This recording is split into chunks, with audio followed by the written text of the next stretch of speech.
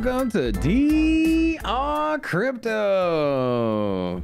Filmed here in the studio in Las Vegas, Nevada. What kind of voice is that, bro? That's my my narrator. It's terrible. Get rid of it. Anyways, I'm David. The guy brought you into the show is my business partner and lifelong YouTube friend, Robin. And we are together. I've actually only known you for 3 days.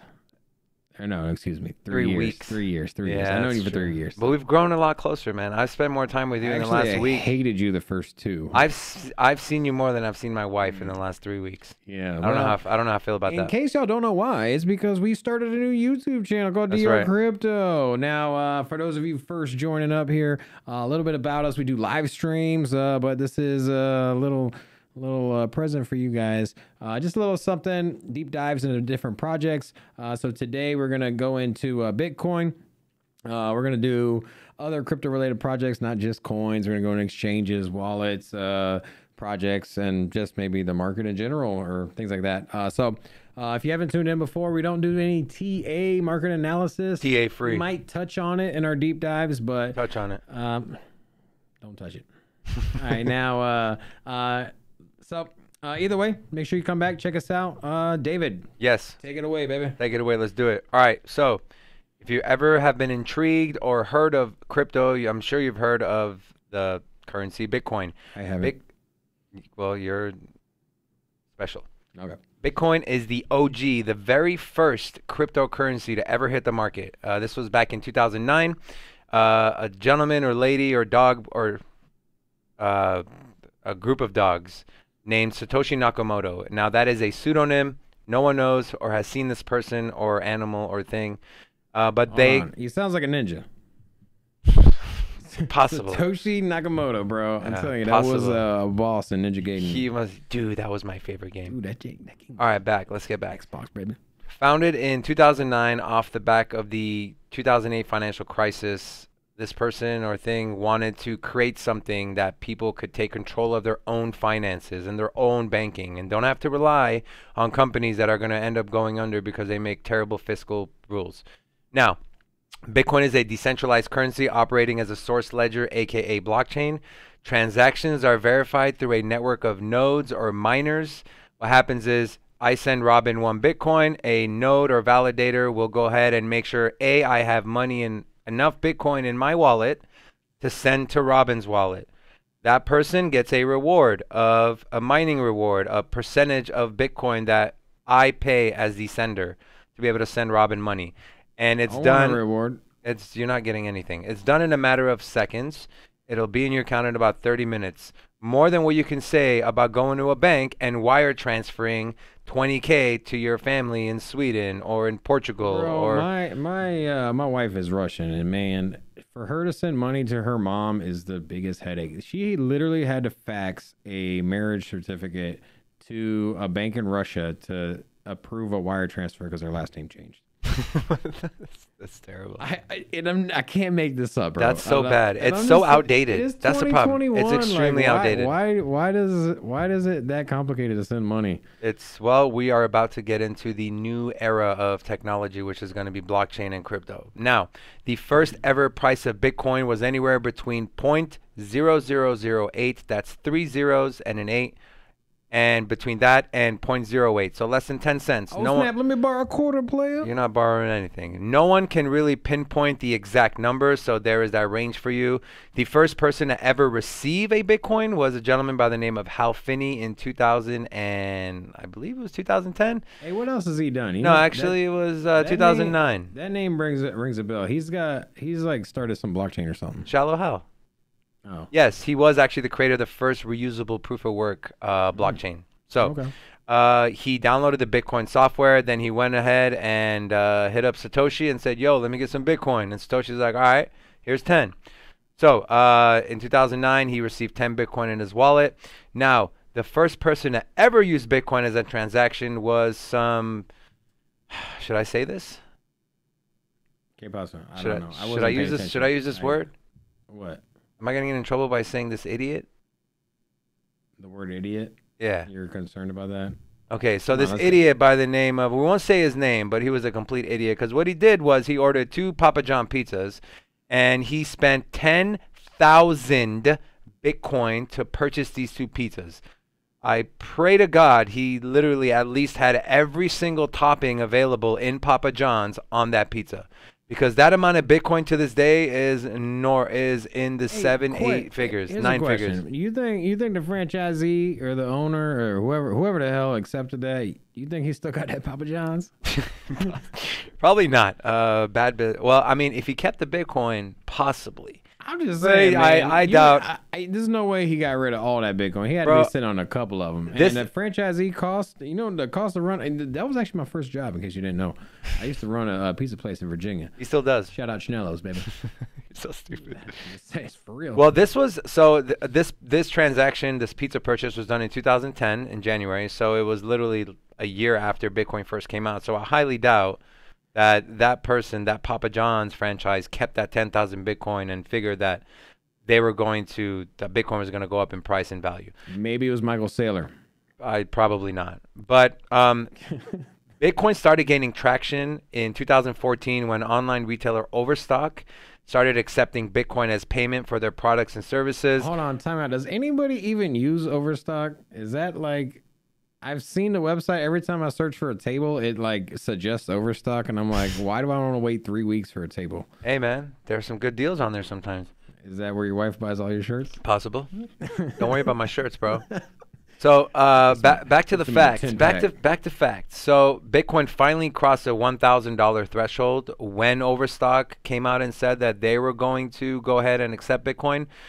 Same thing similar that happened, if you remember, just a few months ago when Tesla, Elon Musk came out and said they were going to start accepting Bitcoin as payment. It reached a new all-time high of 65,000 literally, what, Robin, 2 weeks later? Yeah. So pretty important. As far as utility, Bitcoin is mainly used as a peer-to-peer transaction. So if I want to send Robin money, instead of going to the bank and spending $50 on a wire transfer, I can just send him Bitcoin. Hold on, you sending me money? I'm not sending you anything. I'm just saying. You just said you were going to send me money. You actually need to send me money.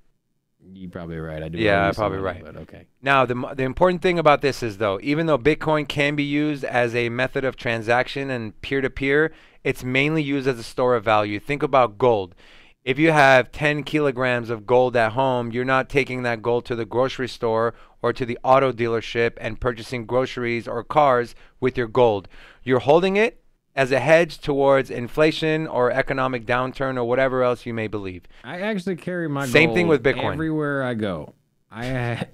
Bro, I got a little sandwich bag. Yeah, I was wondering why you have a thing with 20 pockets. Your pants with 20 pockets. Shorts, bro, and I got gold in all of them. I got gold teeth. I got gold chains. Yeah. I got lumps of gold. Yeah. Whatever. Now, Bitcoin has been said it's similar to digital gold because it shares very many similar properties to gold, like being extremely liquid, having that store of value. Hold on, gold isn't liquid. It's solid. You're such a smart ass, man. Why did I like my 7-year-old is like you. He's a complete smart ass. Okay, time out. Okay, we're doing this little this back and forth Bitcoin thing. You're doing all the talking and I'm just standing here, okay?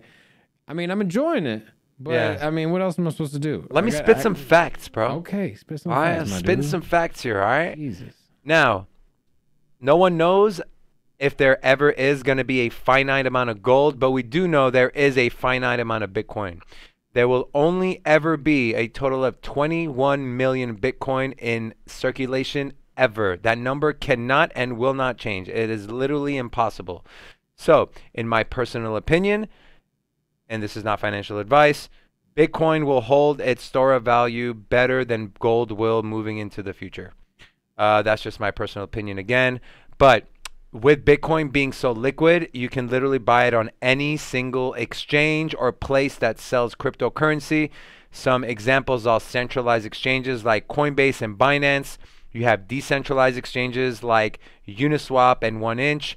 And you have those weird ATMs you see at the gas stations and the grocery stores that say buy or sell cryptocurrency here. Have you ever used one of those I have Bitcoin not. I have ATMs? not. But every Like, single one of them have Bitcoin. I don't like paying the $5 fee from an exchange, and I couldn't imagine what the fee of What the those fees places are? Yeah. Well, if you're desperate, you'll pay it. Yeah. You know what I'm saying? You ever been desperate for something and just paid whatever they ask? I mean, I'm desperate for some Bitcoin though. Your AC ever go out in the middle of summer in Vegas and they come and say it's $5,000? You're like, no, I'm gonna shop around. My ACL went out in the middle of.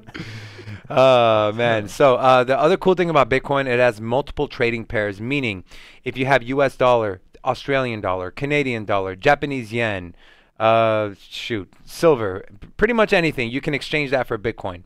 What about seashells? Possible. Okay. Very, very possible.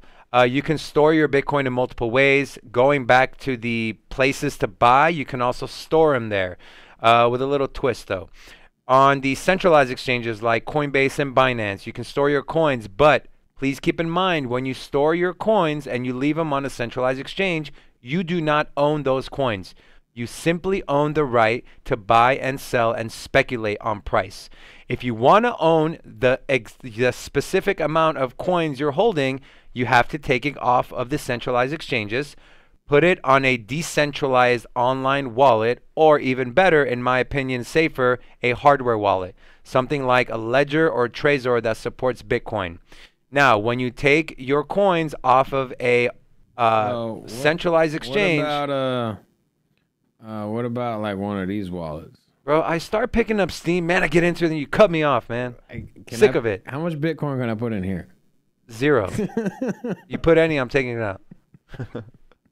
Seriously though, it really is, in my opinion, the safest way you can store your Bitcoin, because you and only you hold the private keys to your, for example, Ledger wallet. And those coins are yours. You own those coins. So let's say you have 1 Bitcoin, you bought it on Coinbase. You take it from Coinbase and you put it onto your Ledger wallet. Now you have 1 Bitcoin. Now the price in your wallet might not change, but when you're getting ready to sell, you just take that Bitcoin, put it back on a centralized exchange, and whatever rate that Bitcoin is at that moment, you get paid that amount of money in whatever fiat currency you choose, or you can convert it into any other cryptocurrency. Now, let's talk about some pros of Bitcoin. It is the most liquid cryptocurrency in the entire market. You cannot talk about cryptocurrency or blockchain without bringing up Bitcoin. It is the very first OG cryptocurrency that set the tone for what we are 12 years later. And again, it has an extremely limited supply. So if you believe in Bitcoin and you decide to hold it, you know it's going to go up in value the more and more people start to realize and adopt the idea of blockchain and cryptocurrency. Now, some cons of Bitcoin. It is not the most efficient way of conducting monetary transactions. It is extremely slow. It uses a lot of energy to mine and validate. If you remember, when Tesla came out and said they're going to start accepting Bitcoin, they kind of backpedaled 3 weeks later, citing concerns over environmentals, right? They're saying it takes too much power to be able for these miners to validate transactions, hence harming the environment. But I can tell you 20 things right off the top of my head that use 10 times more power that serve zero purpose in our country or world right now. I got a 20-year-old That's just my refrigerator opinion. in my garage. Uh-huh.